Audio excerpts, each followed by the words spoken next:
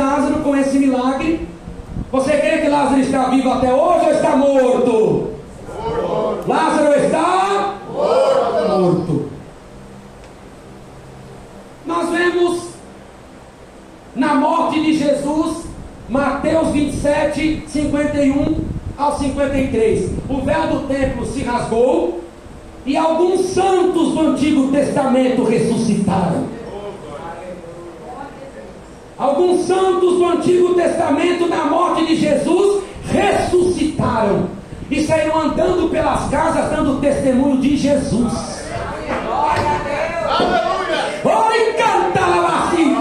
E muitos santos que dormiam foram ressuscitados. Agora a gente não sabe quais foram, se Abraão, se Jacó, se Eliseu, se Daniel, mas santos do Antigo Testamento ressuscitaram e saíram nas casas. Creia nele, porque ele levantou dos mortos. Creia nele, porque ele é o Messias. E a Bíblia diz que eles levantaram e andaram pela cidade santa.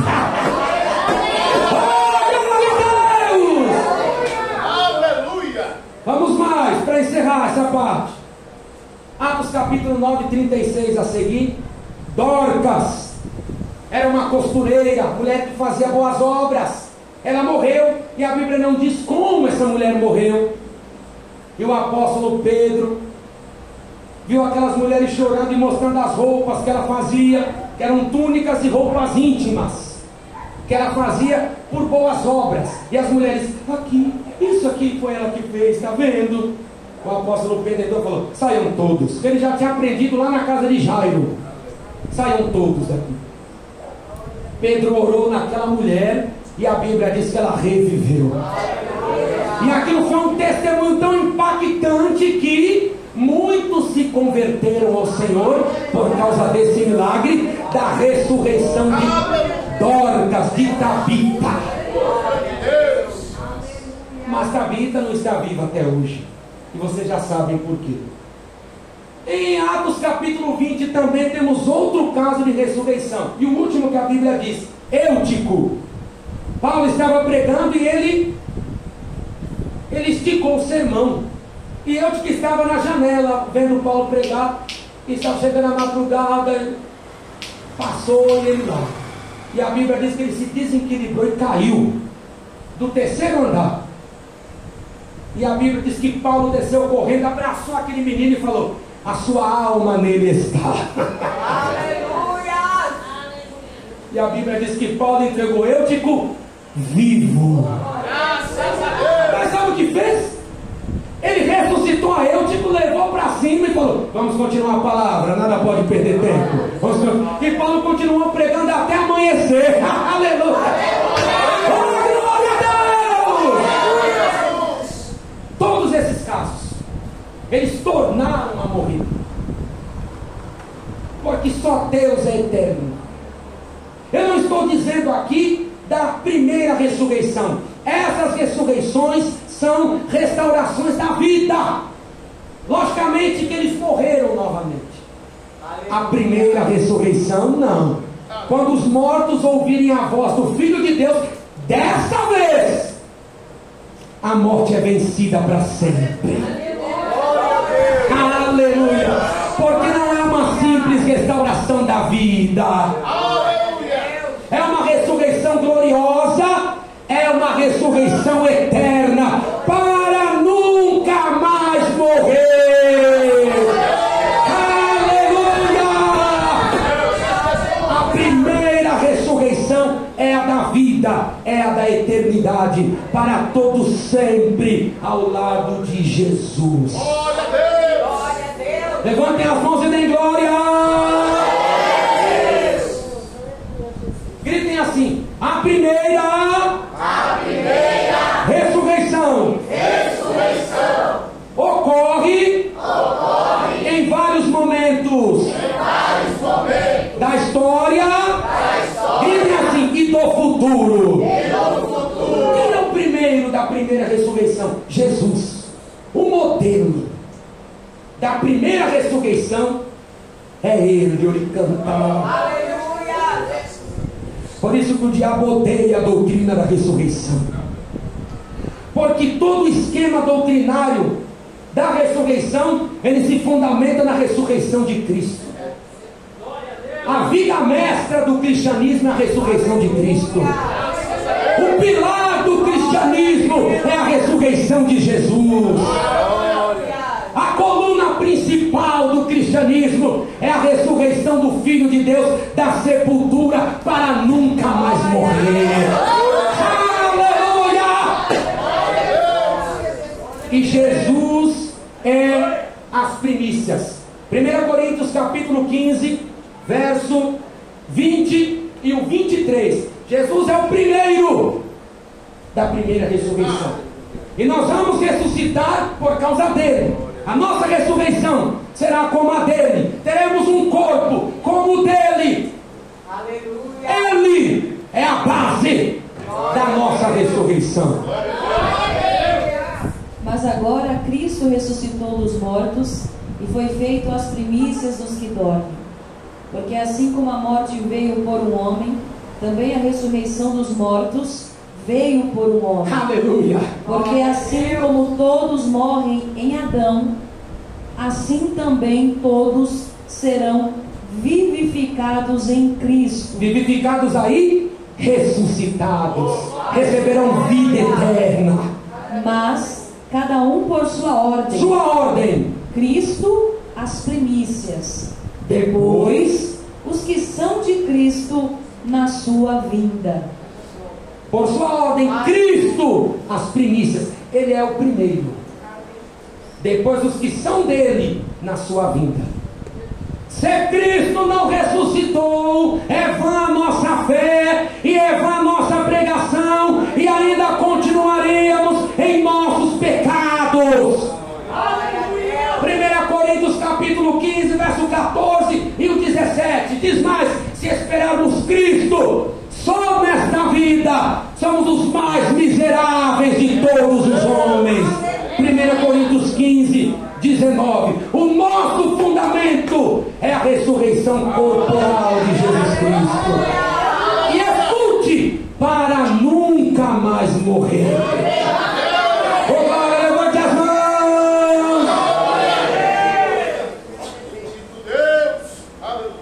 Temos outra fase da primeira ressurreição. Os que são de Cristo no momento do arrebatamento. Outra fase da primeira. 1 Tessalonicenses capítulo 4, verso 16. Temos outra etapa da primeira ressurreição. Os que são de Cristo no momento do arrebatamento da igreja. Porque o mesmo Senhor descerá do céu com alarido, e com voz de arcanjo, e com a trombeta de Deus, e os que morreram em Cristo ressuscitarão primeiro. Oh, glória! Os que morreram em Cristo ressuscitarão primeiro. Oh, glória! Você tem essa esperança? A morte não é o fim de tudo, não. Você vai ver o seu parente salvo um dia com um corpo de glória. Aleluia! A morte não é o fim de tudo, não. Aquele que morreu doente, com o corpo todo machucado, você vai vê-lo com um corpo glorioso igual ao de Jesus. A morte não é o fim de tudo. Em Cristo há esperança. Aleluia. E também 1 Coríntios 15, 23. A Bíblia diz que os mortos vão ressuscitar no momento do arrebatamento da igreja. 15, 23. 1 Coríntios. Mas cada um por sua ordem. Cristo, as primícias. Depois, os que são de Cristo na sua vinda. Está vendo? Outra etapa da primeira ressurreição. Cristo ressuscitará os crentes por ocasião do arrebatamento. Mais uma etapa da primeira ressurreição. A ressurreição das duas testemunhas na grande tribulação. Duas testemunhas Você pode assistir ao vídeo que tem no canal sobre as duas testemunhas do estudo, e você vai saber que as duas testemunhas são Elias e Moisés. Aleluia. Os dois vão ressuscitar. Glória a Deus. Na grande tribulação, Apocalipse capítulo 11, verso 11. E a ressurreição das duas testemunhas faz parte, sabe de quê? Da primeira ressurreição. Ainda estamos na primeira. Oh, glória! E depois daqueles 3 dias e meio, o Espírito de vida vindo de Deus entrou neles, e puseram-se sobre os pés, e caiu grande temor sobre os que os viram. Aleluia! As duas testemunhas vão ressuscitar. Elias e Moisés ficarão 3 dias e meio expostos em Jerusalém. E as lives, redes de televisão, canais, todos estarão gravando. Vem aqui para ver os perturbadores. Estavam perturbando a terra com aqueles sinais. Depois de 3 dias e meio, oh glória a Deus, o espírito deles volta e canta alabança, orianda alabança, canta alabança. E todas as câmeras gravando, celulares gravando, pessoas ao vivo verão as duas testemunhas se levantando gloriosamente em Jerusalém. Oh glória! E a Bíblia diz que cairá um temor sobre todos. E essa ressurreição não é outra, mas faz parte da primeira ressurreição. A última etapa da primeira ressurreição. Aleluia. Os mártires da grande tribulação. Porque muitos vão morrer pelo Evangelho. Foram rebeldes, andaram em pecado. Também gostavam de futebol. Quando iam fazer festa, o bolo era do Corinthians, o bolo era do Palmeiras, do Flamengo. Esses aí vão ficar aqui. Gostava de ir ao bingo, gostava de jogar na loto, gostava de adulterar, gostava de mentir, jovem em pecado às escondidas, mulheres em pecado às escondidas, ficaram aqui, porque no céu não vai entrar pecado, só lavado, só lavado, lá na cidade santa. Apocalipse 21, 27, não entrará nada que a contamine, nada vai entrar que contamine a santa cidade, nada. Aleluia. E não há criatura alguma escondida diante do Senhor, porque todas as coisas estão nuas e patentes aos olhos daquele com quem havemos de tratar.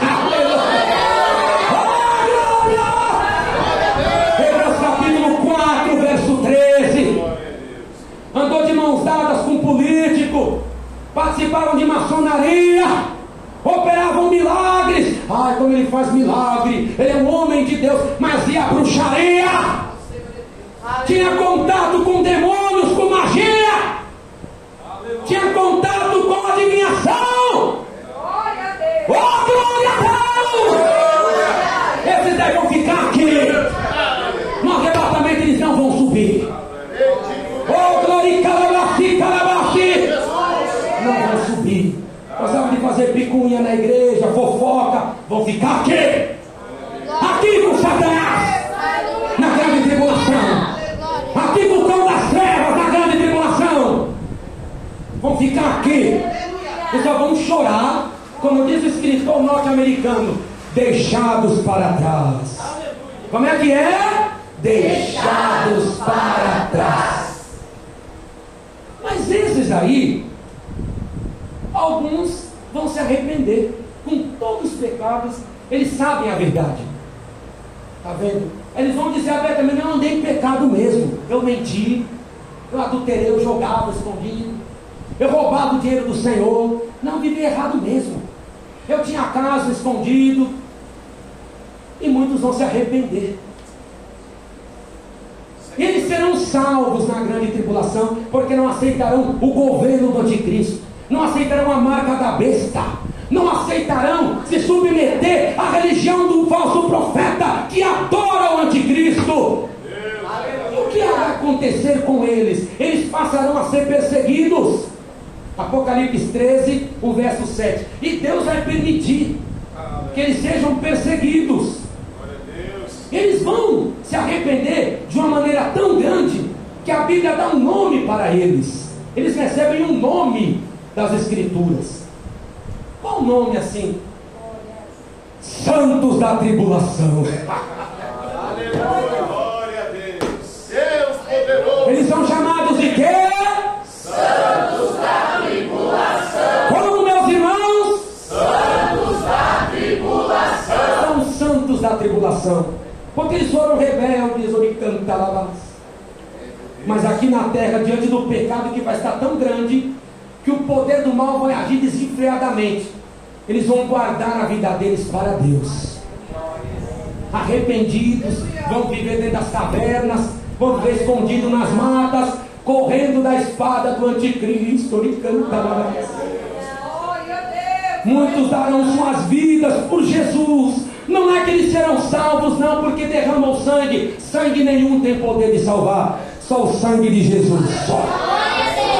E a própria Bíblia diz: esses são os que vieram da grande tribulação, lavaram e embranqueceram as suas vestiduras. Onde?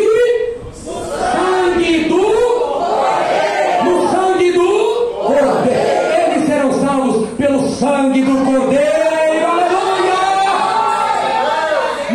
Pelo próprio sangue deles. Eles são salvos pelo sangue do Cordeiro. Mas como eles vão derramar o próprio sangue? A consequência de servir a Deus no período da grande tribulação. A consequência é a morte, é a espada. Apocalipse capítulo 13, verso 7. E foi-lhe permitido fazer guerra aos santos e vencê-los, e deu-se-lhe poder sobre toda a tribo e língua e nação. O anticristo vai receber a ordem de Deus para fazer guerra aos santos.